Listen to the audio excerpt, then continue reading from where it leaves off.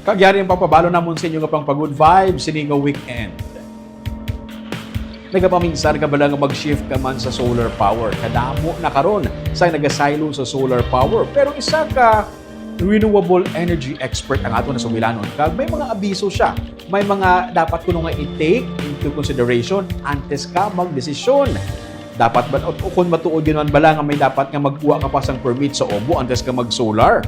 Pila ka mga palamangkutanon nga nagatuhaw sa karon sa pag-uso sa solar power ang iya pagkasabto ni Boss atong talakayon sa isa naman ka episode sang Tripping ni Romake.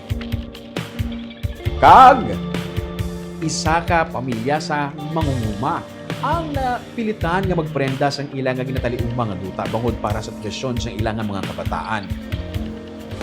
Gusto na karon sa mag-asawa nga magawad ang ihinga uma para magamit manila kag matamnan liwat sang mga organic na produkto. Tigayon bala sa anabuligan ni Are sa iya nga problema. Ato ni nabuwas hibaluon ato ni hibaluon sa Sunday sa Are You Agreeable?